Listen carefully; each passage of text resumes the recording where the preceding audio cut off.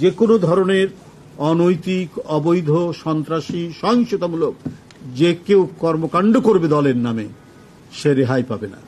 আমরা তাৎক্ষণিক একটা তদন্ত করে এবং ভিডিও, অডিও সমস্ত কিছু পরীক্ষা করে যদি দেখা যায় যে সে দায়ী, তো সেটার সাংগঠনিক ব্যবস্থা গ্রহণ করতে বিন্দুমাত্র দ্বিধা করা হয়নি, সাথে সাথে সে ব্যবস্থা গ্রহণ করা হয়েছে।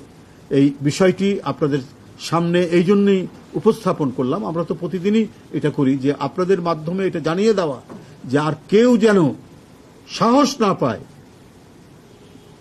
কোন দলের অভ্যন্তরে অথবা প্রতিবেশী কারোর সাথে অথবা অন্য যে কোনো মানুষের সাথে কোনো ধরনের সহিংস আচরণ করবে, সন্ত্রাসীমূলক আচরণ করবে, সে রেহাই পাবে না। আমরা 5ই আগস্টের পর থেকে এই ধরনের যত আমরা পেয়েছি, তথ্য পেয়েছি, সাথে সাথে আমরা সেগুলোর বিরুদ্ধে ব্যবস্থা নিয়েছি। গতকাল থেকে আজ পর্যন্ত যে কটি ঘটনা হয়েছে, এই ঘটনাটাও আপনাদের সামনে উপস্থাপন করলাম এবং তাৎক্ষণিক ব্যবস্থা গ্রহণ করা হয়েছে, সেটাও আপনাদেরকে জানিয়ে দিলাম, যাতে আর কোন দলের নেতাকর্মী তারা সদাচরণ ছাড়া এবং রাজনৈতিক নেতাকর্মী হিসাবে তার যে দায়িত্ব, তার দায়িত্ব তো দলের সংগঠন করা, মানুষকে বোঝানো এবং সমাজের মানুষের মধ্যে সে যাতে একজন চমৎকার মানুষ, সে একজন বিনয়ী মানুষ, এটাই তো হবে। যারা রাজনীতি করে তারা সমাজের সবচাইতে উন্নত মানের মানুষই তো রাজনীতি করবে। পৃথিবীর উন্নত দেশগুলোতে তো সেটাই হচ্ছে দৃষ্টান্ত, সেটাই নিয়ম। সবচাইতে যারা অগ্রগামী মানুষের চিন্তা, চেতনায়, আচার আচরণে, তারাই রাজনীতি করে। কেন তাদের মধ্যে সন্ত্রাসী আচরণ থাকবে? কেন তারা সাধারণ মানুষ তাদেরকে ভয় পাবে? বিএনপি এই ব্যাপারে একেবারেই আপোষহীন, একেবারে জিরো টলারেন্স।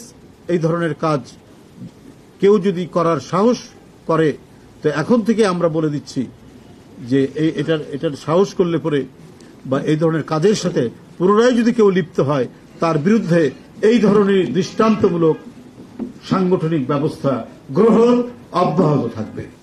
আরো তো রাজনৈতিক দল আছে, তাদের কথাও আমরা শুনেছি, নানাভাবে নানা জায়গায় বহু হুমকি ধামকির কথাও আমরা শুনেছি, কিন্তু আমরা সেরকম উল্লেখযোগ্য দৃষ্টান্তমূলক কিছু দেখিনি।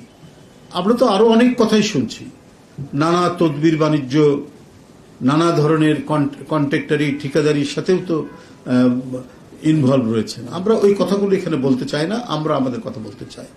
এই যে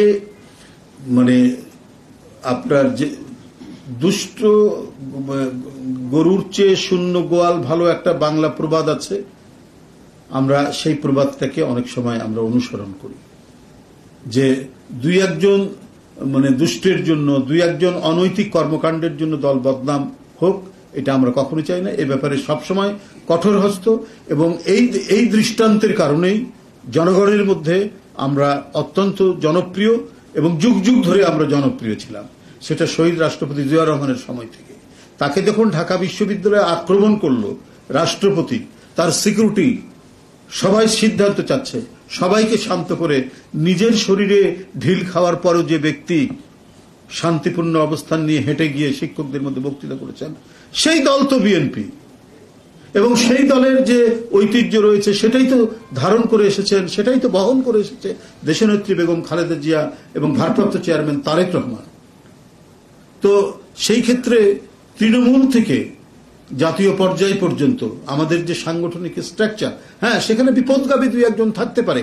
সেটার বিপদগামীকে আমরা প্রশ্রয় দিচ্ছি শামীম ওসমানের মতো বা নিজাম হাজারীর মতো কিনা, সেটা তো আপনাদের দেখতে হবে। সেই প্রশ্রয় তো বিএনপি দেয়নি। এটাই তো বিএনপির গর্ব যে কোনো ধরনের মাফিয়াতন্ত্রের জন্ম দেয়নি। একজন সন্ত্রাসী একটা এলাকায় গডফাদারশিপ চালাবে আর তাকে পার্টি প্যাট্রোনাইজ করবে, এই দৃষ্টান্ত তো বিএনপির নাই বলেই বিএনপি জনপ্রিয়। এখানে আমি কারোর সাথে কম্পেয়ার করতে চাই না। আমরাও দেখছি মানুষের কি বলে যে তারা কিভাবে রেটিংটা করছেন, তারা কি করছেন না করছেন, আমরাও জানি। অবাধ সুষ্ঠু নির্বাচন হোক না কেন, দেখেন যে মানুষ কার পক্ষে। আমরা চাই, হ্যাঁ, সাধারণ মানুষ যাকেই ভোট দিবে তারাই নির্বাচিত হবে, কিন্তু আপনার ফলাফলটা দেখবেন যে আমাদের যে পদক্ষেপগুলো, আমরা যে সাংগঠনিক ব্যবস্থাগুলোর কারণে জনগণ আমাদেরকে কিভাবে গ্রহণ করছে, সেটা আপনারা তখনই দেখতে পাবেন। ধন্যবাদ।